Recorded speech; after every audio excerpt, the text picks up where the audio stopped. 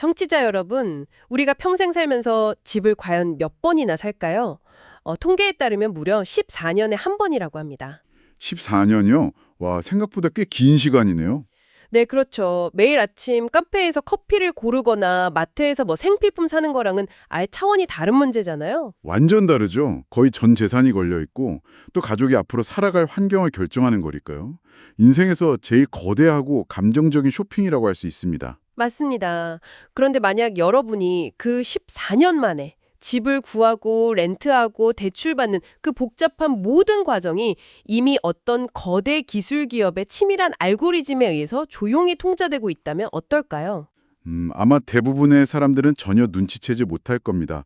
우리는 그냥 스마트폰 화면에 뜬 예쁜 집 사진 보고 스와이프할 뿐이니까요. 그렇죠. 하지만 그 매끄러운 화면 뒤에는 수억 개의 데이터 포인트란 인공지능 그리고 중개인들의 행동 패턴까지 통제하려는 거대한 시스템이 진짜 톱니바퀴처럼 돌아가고 있거든요.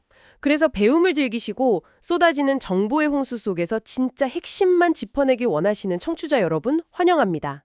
이번 심층 탐구에서는 겉보기엔 그저 지루한 숫자 노름처럼 보일 수 있는 자료를 하나 가져왔습니다. 네, 바로 미국의 거대 부동산 기술 기업이죠. 진로의 2024년 4분기 실적 발표 Q&A 세션 발췌본입니다. 보통 기업 실적 발표라고 하면 월스트리트 애널리스트들이랑 막 재무 용어로 가득 찬 딱딱한 회의 떠올리시잖아요. 맞아요. 엄청 지루할 것 같죠? 하지만 이 Q&A 세션이야말로 회사가 그리는 진짜 미래 청사진이 가장 노골적으로 드러나는 전쟁터입니다. 전쟁터요?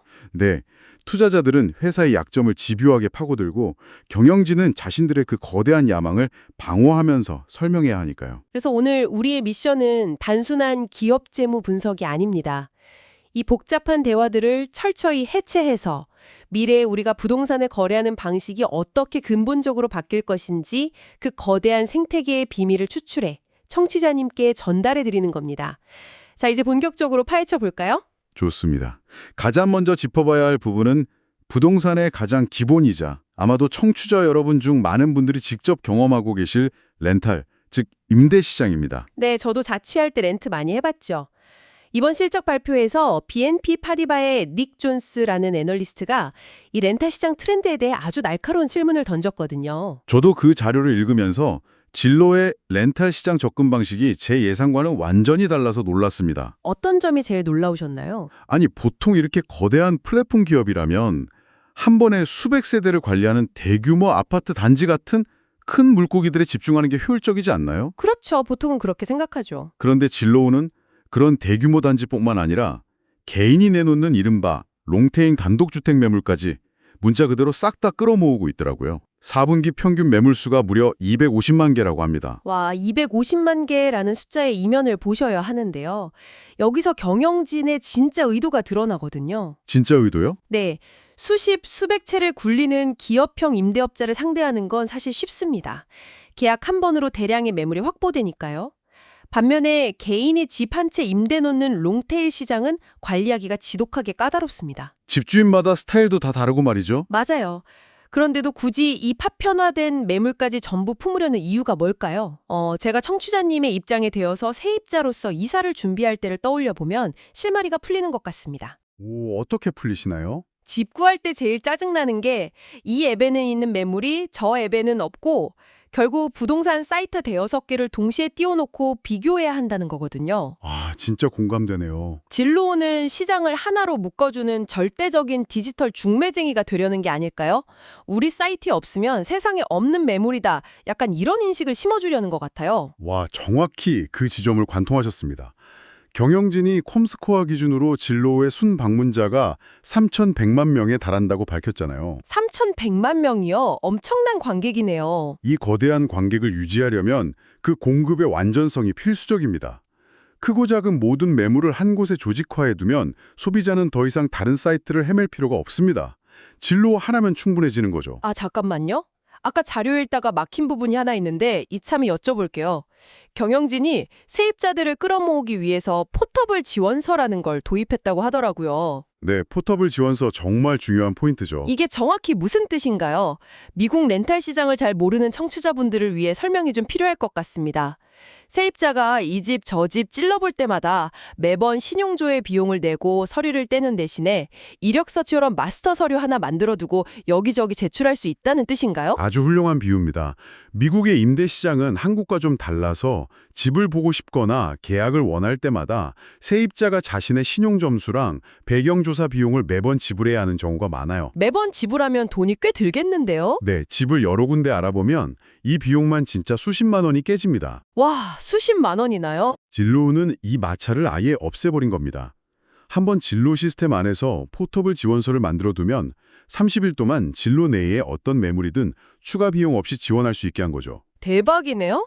세입자 입장에서는 절대 거부할 수 없는 혜택이네요. 그렇죠. 게다가 맞춤형 임대계약에 임대료를 진로 플랫폼에서 결제하게 해주고 심지어 그 임대료 납부 내역을 신용점수에 반영해주기까지 한다고요. 이건 단순히 매물 목록 보여주는 게시판이 아니라 세입자의 금융생활 깊숙이 파고드는 거네요. 바로 그겁니다. 세입자들이 그런 압도적인 편의성 때문에 진로로 미친 듯이 몰려들면 그 다음엔 과연 어떤 일이 벌어질까요? 사람이 모이면 돈이 모이겠죠. 정확합니다. 돈을 준 사람들이 따라옵니다. 다세대 아파트를 운영하는 기업형 임대업자들, 즉 광고주들 말이죠. 아, 고품질의 관객. 다시 말해서 당장 집을 구하려는 3,100만 명이 떡 모여 있으니까 광고주 입장에서는 진로 후에 돈을 쓰는 게 가장 확실한 투자 수익률을 보장받는 길이겠군요. 그렇습니다. 경영진이 렌탈 부문에서 단기적으로 10억 달러 이상의 매출을 달성하겠다고 아주 자신 있게 선언한 이유가 바로 이 완벽한 플라이휠에 있습니다. 10억 달러면 1조 원이 훌쩍 넘네요. 심지어 그 10억 달러라는 천문학적인 액수조차 하나의 이정표일 뿐이지 최종 목적지가 아니라고 강조했거든요.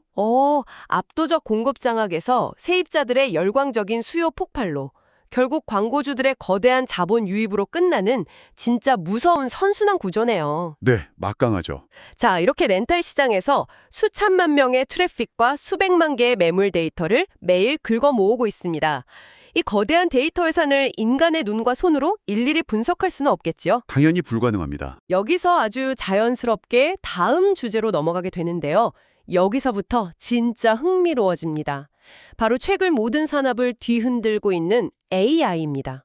네, 이번 실적 발표에서 오픈 AI와의 파트너십, 그리고 수직적 AI 포지셔닝에 대한 애널리스트의 질문이 나왔습니다. 수직적 AI요? 네, 보통 실리콘밸리 기술 기업들은 AI를 도입한다고 하면 인건비를 줄이고 사람을 대체해서 마진을 극대화하겠다는 그런 뉘앙스를 막 풍기잖아요. 그렇죠. 인원 감축 기사도 엄청나고요. 그런데 진로의 경영진은 완전히 반대의 대답을 내놓았습니다. 맞아요. 경영진의 표현을 빌리자면 AI는 에이전트, 즉 인간 중개인을 대체하는 위험이 아니라 수직적 경험을 구축하는 재료라고 표현했죠. 재료라는 단어가 핵심입니다. 이 대목에서 제가 이해하는 게 맞는지 한번 들어보시겠어요?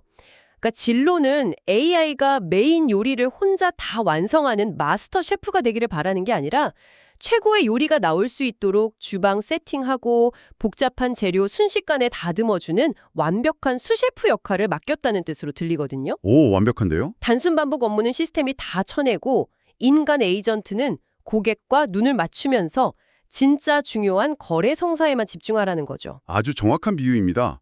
그런데 여기서 우리가 한 가지 던져봐야 할 아주 근본적인 질문이 있습니다.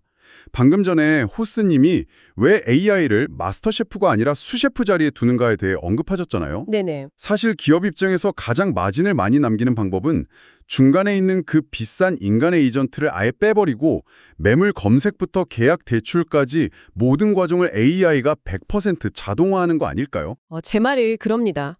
오픈 AI랑 손잡을 정도의 막강한 자본과 기술력을 가졌다면 결국 궁극적으로는 그 중개인들 치워버리고 플랫폼이 직접 소비자랑 거래하는 게 훨씬 이득일 텐데 말이죠. 상식적으로는 그렇습니다. 왜 굳이 중개인들 돕는 착한 조수 역할에 머무르려 하는 걸까요? 혹시 뒤에서 다른 꿍꿍이가 있는 건 아닐까요? 그 의구심이 바로 과거의 수많은 프롭테크 기업들이 수없이 빠졌던 함정입니다. 모든 걸 기술로 자동화할 수 있다는 오만이죠. 여기서 우리는 오프닝에서 언급했던 그 통계를 다시 떠올려야 합니다. 14년에 한 번. 매일 커피 사는 것과는 차원이 다른 일생일대의 거래라는 그 점수요? 네. 주거용 부동산 시장은 철저히 지역적이고 아주 복잡한 규제로 얽혀 있으며 무엇보다 소비자의 감정이 극도로 개입되는 고위험, 고관여 거래입니다. 생각해보면 내 평생 모은 돈 쏟아붓고 30년짜리 대출 서류에 서명해야 하는 순간이잖아요. 그렇죠. 그 순간에 소비자는 아무리 똑똑한 챗봇이 확신을 줘도 결국엔 경험 많은 인간 전문가의 눈을 보고 신뢰를 얻고 싶어 합니다. 불안감을 달래줄 진짜 인간이 필요한 거죠. 그 말씀을 들으니까 퍼즐이 확 맞춰지네요. 진로우는 14년에 한 번 일어나는 이 거대하고 두려운 결정 앞에서는 아무리 완벽한 알고리즘이라도 결국 인간의 신뢰를 완전히 대체할 수는 없다는 걸 스스로 너무나 뼈저리게 알고 있는 겁니다. 맞아요. 기술의 한계가 아니라 인간 심리의 본질을 꿰뚫고 있는 거거든요. 그렇네요. 그래서 진로우는 인간을 지우는 대신에 그 인간 전문가들이 고객에게 압도적으로 훌륭한 서비스를 제공할 수 있도록 업계 최고의 소프트웨어랑 데이터 워크플로우를 고도화하는 데 집중하는 거군요. 인간의 신뢰라는 튼튼한 기반 위에 AI 혁신을 얹겠다는 진짜 영리한 전략이네요. 실제 현장에 있는 에이전트들에게 도대체 어떻게 쥐어주고 있는지 살펴봐야겠죠. 구체적인 방법이 궁금하긴 합니다. 이번 콜에서 제프리스의 존 콜란트온이라는 애널리스트가 이 부분에 대해 아주 예리하게 파고들었거든요. 진로 프로와 CRM 채택 현황에 대한 질문이었습니다. 진로 프로요? 네, 진로 프로는 현재 베타 테스트를 거쳐 하반기에 전국적으로 확대될 예정인 일종의 멤버십 번들입니다. 현장 에이전트들을 위한 종합 무기 세트라고 보시면 돼요. 어떤 기능들이 들어있나요?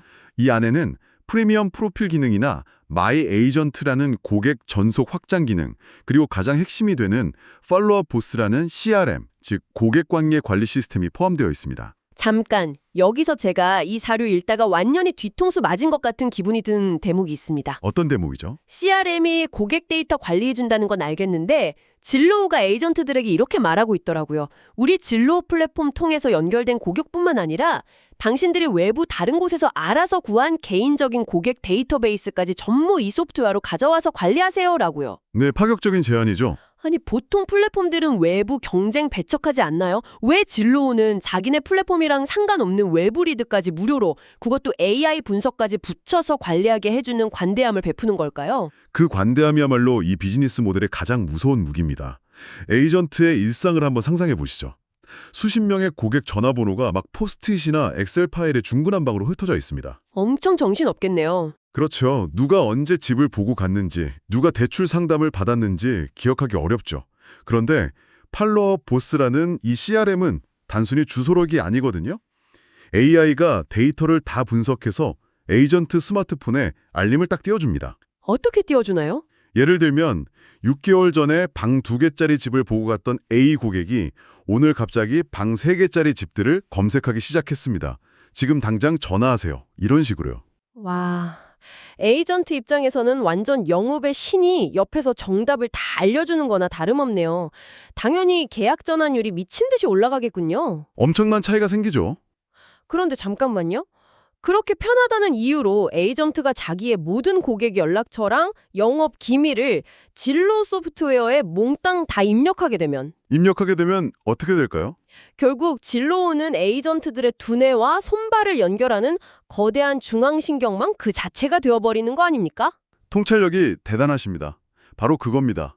에이전트가 한번 이 시스템의 편리함에 딱 중독돼서 모든 데이터를 거기에 의존하게 되면 그들은 영원히 진로 생태계를 떠날 수 없게 됩니다. 그렇죠. 엑셀로 못 돌아가죠. 만약 이 시스템에서 플러그를 확 뽑아버린다면 그 에이전트는 순식간에 시장에서 눈이 멀고 귀가 먹은 상태가 되어버릴 테니까요. 아, 무섭네요. 그래서 경영진이 이 CRM 전략을 두고 매매 비즈니스에서 자신들의 서비스 가능 시장, 즉 샘을 폭발적으로 성장시키는 환상적인 다음 단계라고 진짜 자신만만하게 표현한 거군요. 네, 완벽한 큰 그림이죠. 에이전트들이 알아서 외부 데이터까지 진로 알고리즘으로 막 떠먹여주니까 진로는 부동산 업계 전체의 운영체제가 되는 길을 걷고 있는 셈이네요. 겉으로는 에이전트들한테 친절한 도구 쥐어지는 척하지만 뒤에서는 시장 전체의 지배력을 공고히 하는 엄청난 묘수입니다. 네, 지금까지 우리가 본 것은 진로가 그리는 가장 이상적이고 완벽한 시나리오입니다. 렌탈 시장 바닥 샅샅이 긁어모으고 AI로 거래 효율 극대화하고 또 에이전트들을 자신들의 생태계에 완전히 중속시키는 그런 그림이죠. 빈틈이 없어 보이는데요. 하지만 현실 세계 비즈니스에 저항이 없는 완벽한 계획이란 존재하지 않잖아요. 애널리스트들 역시 이 화려한 청사진 이면에 숨겨진 균열을 찾기 위해서 엄청 매서운 질문들을 던졌습니다. 맞아요. 저도 그 부분 봤습니다.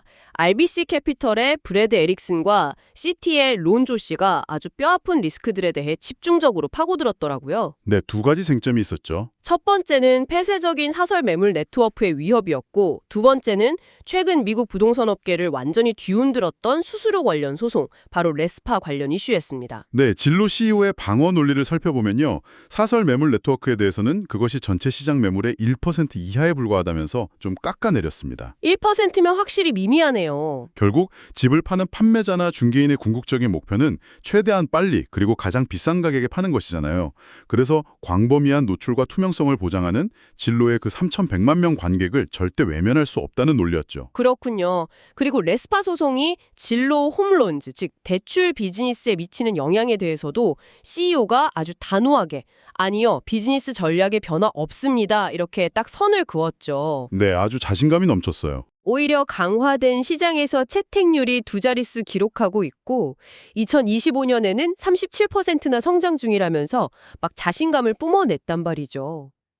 그런데 전문가님, 제가 이 대본 행간을 꼼꼼히 읽어보니까 아주 묘한 모순점이 하나 딱 발견되더라고요.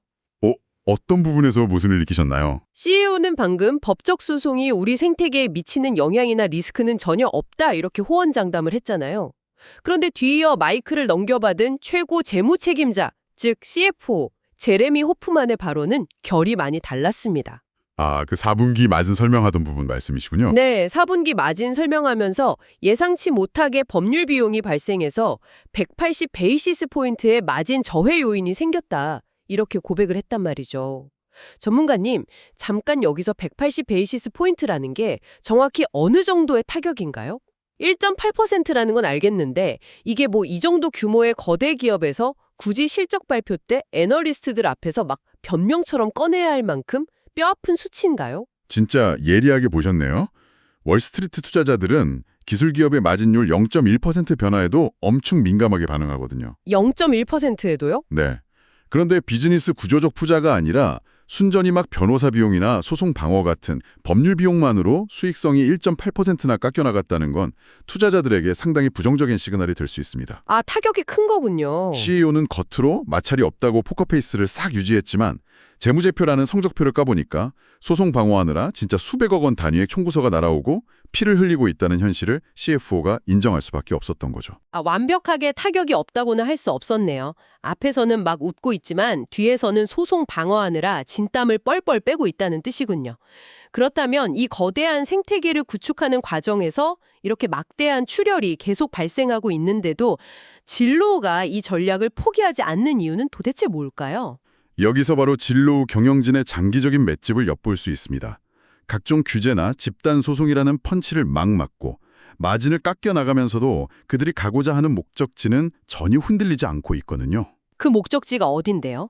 소비자가 앱을 켜서 집을 탐색하는 순간부터 에이전트와 연결되고 대출받고 최종 계약서에 사인하는 그 엔드-투-엔드의 모든 과정을 딱 하나의 화면 안에서 끝내게 만들겠다는 그 비전 말입니다. 아, 단기적인 재우적 타격을 감수하고서라도 이 부동산업계의 절대적인 지배자가 되겠다는 의지가 CFO 발언 속에도 단단하게 대포되어 있는 것이죠. 펀치를 계속 맞으면서도 앞으로 전진하고 있다는 뜻이군요. 그렇다면 이 모든 파괴적인 혁신, 또 에이전트 장악 전략, 그리고 법적 비용이라는 단기적 출혈까지 다 종합했을 때 이 회사가 결국 주주들과 시장 앞에 내놓은 최종 성적표, 즉 재무 전망은 어떨까요? 수학적인 결론 살펴볼 차례입니다. 2026년을 향한 가이던스를 보면 경영진의 자신감이 숫자로 완벽하게 증명됩니다. CFO는 2026년에 회사 전체 수준에서 10%대 중반의 탄탄한 성장을 예상한다고 밝혔습니다. 10%대 중반이요. 네, 특히 우리가 첫 번째로 깊게 파고들었던 그 렌탈 부문의 성장세는 그야말로 경이롭습니다. 네, 저도 숫자 보고 진짜 미쳤다는 말밖에 안 나오더라고요.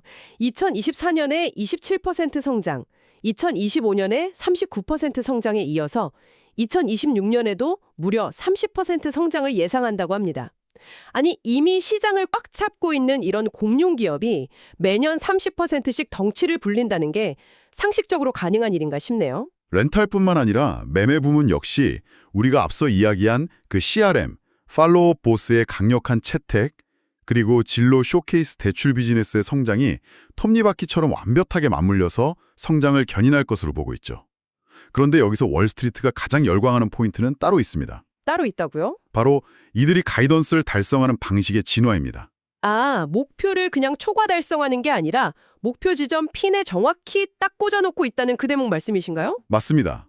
과거 IT 기업들은 시장 예상치를 훌쩍 뛰어넘는 어닝 서프라이즈로 깜짝 파티여는 걸 엄청 좋아했거든요. 하지만 진로는 이제 그런 요행을 바라지 않습니다. 프리미어 에이전트들의 전환율을 예측하는 AI 모델과 데이터 분석력이 워낙 정교해져서 본인들이 세운 목표치에 거의 오차 없이 정확하게 도달하고 있다는 겁니다. 와, 그건 마치 우리 생태계 안에서 소비자와 에이전트가 언제 어떻게 움직일지 우리는 이미 다 알고 있다. 이렇게 선언하는 거나 다름없네요. 통제력에 대한 진짜 무서운 자신감입니다. 네, 완벽한 통제력이죠. 그래서 이 모든 게 청취자님께 어떤 의미가 있을까요? 단순히 주식 계좌에 진로 주식이 있느냐 없느냐의 문제가 아닙니다. 청취자님이 지금 렌탈앱 쳐서 월세방 구하는 대학생이든 아니면 14년 만에 큰맘 먹고 영혼까지 끌어모아서 내 집 마련하려는 40대 가장이든 상관없습니다. 그렇죠. 누구에게나 해당되는 이야기죠. 우리가 집을 구하기 위해 스마트폰 화면을 무심코 스와이프하는 그 순간 뒷단에서는 AI라는 그 영악한 수셰프가 우리의 취향과 자금력을 다 분석하고 있고요. 우리가 만나는 친절한 에이전트들은 사실 진로의 중앙신경망이 지시하는 타이밍에 맞춰서 우리한테 전화를 걸고 있다는 뜻입니다. 네, 소름 돋는 현실이죠. 우리의 가장 개인적인 주거 이동의 경로가 하나의 거대한 컨베이어 벨트 위로 조용히 완전히 재설계되고 있는 것이죠. 파편화된 렌탈 시장의 롱테일까지 샅샅이 훑어서 지배력을 확보하고 AI를 가장 실용적이고 조용한 재료로 버무려내며 인간 에이전트들에게는 감히 거부할 수 없는 달콤한 도구를 쥐어주는 전략, 그리고 그 과정에서 필연적으로 발생하는 소송과 법적 파열음조차 아주 압도적인 장기 비전과 자본력으로 돌파해내는 이 거대 플랫폼의 움직임을 오늘 전체적으로 조망해 보았습니다. 네, 오늘 딱딱한 실적 발표 자료의 행간을 읽으면서 부동산 시장의 미래 청사진을 함께 뜯어보았습니다.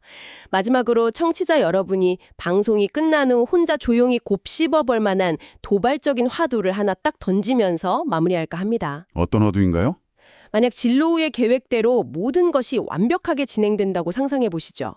플랫폼의 예측대로 AI가 에이전트의 가장 완벽한 수셰프가 되고 세상의 모든 고객 데이터와 대화 기록이 플랫폼의 CRM 안으로 남김없이 빨려 들어간다면 어느 순간부터는 그 14년에 한 번 일어나는 거대한 거래의 진짜 주도권이 인간 에이전트가 아닌 디지털 플랫폼 그 자체로 완전히 넘어가게 되지 않을까요? 충분히 가능한 이야기네요. 그렇다면 미래 우리가 만나게 될 부동산 중개인은 그저 뒤에서 모든 상황을 조정하고 계상하는 거대한 AI 두뇌를 대신해서 우리에게 인간적인 미소를 지어주는 친절한 얼굴 마담에 불과해지는 건 아닐지? 섬뜩하네요. 내 눈앞에 앉아있는 사람인 건지 아니면 그의 태블릿 PC 안에서 돌아가고 있는 보이지 않는 알고리즘인 건지 한 번쯤 깊게 생각해 볼 만한 아주 서늘한 문제입니다. 정말 깊이 고민해봐야 할 지점이네요. 이번 심층탐구 긴 시간 끝까지 함께해 주신 청취자 여러분의 호기심에 감사드립니다. 다음 시간에도 겉보기엔 평범해 보이지만 세상을 움직이는 아주 흥미로운 자료와 꿰뚫어보는 인사이트를 들고 다시 찾아오겠습니다. 감사합니다.